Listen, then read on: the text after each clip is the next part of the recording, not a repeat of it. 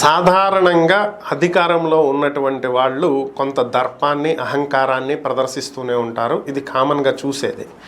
Simple. Home guard కానిస్టేబుల్కి లోకువ, constable head కానిస్టేబుల్కి, హెడ్ కానిస్టేబుల్ ఏఎస్ఐకి, ఏఎస్ఐ ఎస్ఐకి, ఎస్ఐ సిఐకి, సిఐ ఏఎస్పీకి, ఏఎస్పీ డిఎస్పీ, డిఎస్పీకి ఎస్పీ, ఎస్పీకి ఐజీ, ఐజీకి డిఐజీ, డిఐజీకి డీజీపీ, డీజీపీకి హోంమంత్రి, హోంమంత్రికి ముఖ్యమంత్రి. సో ఇవన్నీ కామన్ ఉండేవే. పైన ఉండేటువంటి అధికారులు ఎప్పుడూ కూడా కింద ఉండేటువంటి వాళ్ళ మీద ఒక దర్పం ప్రదర్శిస్తుంటారు, అజమాయిషీ ప్రదర్శిస్తుంటారు. ఇది కామన్గా జరిగేది. అటు వైఎస్ఆర్ కాంగ్రెస్ పార్టీలోనూ జరిగింది, ఇటు టీడీపీ పార్టీలోనూ జరిగింది, అన్ని పార్టీల్లోనూ ఉండేదే, భవిష్యత్తులో కూడా కొనసాగేది. ఎందుకంటే ఈ జాడ్యం ఇప్పట్లో వదిలేది కాదు.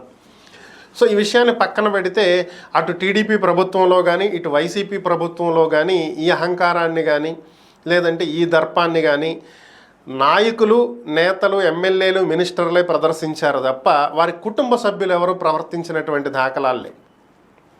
సింపుల్గా చూస్తే వైఎస్ఆర్ కాంగ్రెస్ పార్టీలో ఎమ్మెల్యేలు రెచ్చిపోయి మాట్లాడినటువంటి సందర్భాలు ఉన్నాయి, అధికారుల్ని తిట్టినటువంటి సందర్భాలు ఉన్నాయి, చూసాం. కానీ వాళ్ళ భార్యలు కానీ వాళ్ళ పిల్లలు కానీ వాళ్ళెవరూ మీడియా ముందుకు వచ్చి ఇలా వ్యవహరించినటువంటి తీరు లేదు. అక్కడ వరకు ఎందుకు, చంద్రబాబు నాయుడునే తీసుకోండి. 14 ఏళ్ళు ముఖ్యమంత్రిగా పనిచేసిన సుదీర్ఘ అనుభవం కలిగినటువంటి వ్యక్తి. ఆయన భార్య భువనేశ్వర్ గారు ఏ రోజైనా వచ్చి అధికారుల మీద ఆమె జులుం ప్రదర్శించటం కానీ, ముఖ్యమంత్రి భార్యను అనేటువంటి ఇది చూపించటం కానీ ఏ రోజైనా జరిగిందా? ఇప్పటి వరకు లేదు. అలాగే జగన్మోహన్ రెడ్డి భార్య 5 ఏళ్ళు ముఖ్యమంత్రిగా ఆయన ఉన్నాడుగా, ఆమె ఏ రోజు అలాంటిది ప్రదర్శించలేదుగా. సో ఓవరాల్గా వీళ్ళంతా బాగానే ఉన్నారు. కొత్తగా ఇప్పుడు టీడీపీలో ఇది ఎక్కడి నుంచి పుట్టుకొచ్చిందో తెలియదు కానీ నిన్న జరిగినటువంటి సంఘటనే రవాణా శాఖ మంత్రి రాంప్రసాద్ రెడ్డి గారి భార్య హరితారెడ్డి చేసినటువంటి హంగామా. అసలు వ్యక్తి మినిస్టర్ బాగానే ఉన్నాడు, మినిస్టర్ భార్య పెన్షన్ల పంపిణీకి వెళ్తా పోలీస్ ఎస్కార్ట్ రావాలని చెప్పి వాళ్ళ మీద అధికారం చూపించడం ఏంటంటే అర్థం లేనటువంటి అహంకారం ప్రదర్శిస్తే ఒకప్పట్లా లేదు. ఒకప్పుడు ఈరోజు జరిగిన వార్త రేపు పొద్దున పేపర్లో వస్తే తప్ప తెలుసుకోలేనటువంటి పరిస్థితి. కాబట్టి ఏది చేసినా నడిచింది. ఈలోపు ఈ విషయాలన్నింటినీ కప్పిపుచ్చేసి అసలు విషయాలు బయటికి రాకుండా చేసేవాళ్ళు. కానీ ఇప్పుడున్నది సోషల్ మీడియా యుగం. ఈ క్షణం ఇక్కడ ఏం జరుగుతుందో అమెరికాలో కూర్చొని చూసేటువంటి పరిస్థితి వచ్చింది. సో ఇలాంటి పరిస్థితుల్లో కూడా నోటికి ఏదొస్తే అది అహంకారం ప్రదర్శిస్తూ వ్యవహరిస్తూ పోతే పరిస్థితులు ఇలాగే ఉంటాయి.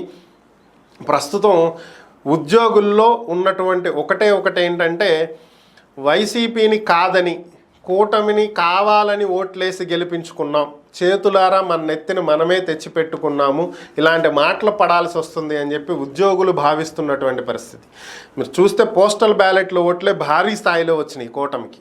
అంటే ఉద్యోగులు ఎంత అనుకూలంగా ఓట్లేశారనేది చూడాలి.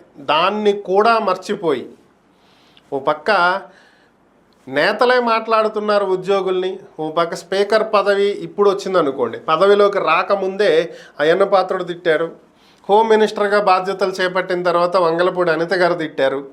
ఏముంది, మీ వైసీపీ వాళ్ళ ఉంటే ఉద్యోగాలు మానేసి వెళ్ళి పార్టీ కార్యకర్తల్లా పనిచేసుకుని స్టిల్ ఇవే మాట్లాడుతూ ఉన్నారు. మనం చాలాసార్లు మాట్లాడుకున్నాం, చేయాల్సిన మాటలు కాదు, నిజంగా ఏదైనా తప్పు చేస్తుంటే శాఖాపరమైనటువంటి చర్యలు తీసుకోండి తప్ప ఇలాంటి వ్యాఖ్యలు ప్రజల్లోకి తప్పుడు సంకేతాలను తీసుకువెళ్తున్నాయని మార్పు కనిపించలా. సో ఇలాగే ప్రతి ఒక్కళ్ళు ఏదో ఒకటి ఇప్పుడేం వాళ్ళ భార్యల దాకా వచ్చింది. సో దీన్నే ప్రజలు కూడా చూస్తూ ఉంటారు, ప్రతిదీ గమనిస్తూ ఉంటారు. వీళ్ళకి అధికారం పట్టిందిరా, ఇలా తయారయ్యారు అని చెప్పి మాట్లాడుకుంటున్నటువంటి పరిస్థితి. ఇప్పటికైనా మారతారో లేదో చూడాలి. చంద్రబాబు ఎంత దిద్దుబాటు చర్యలు చేపట్టినా అవి ఎంతవరకు సత్ఫలితాలు ఇస్తాయి, ప్రజల్లో ఎంతవరకు డ్యామేజ్ కంట్రోల్ చేస్తాయి అనేది కూడా చూసుకోవాలి.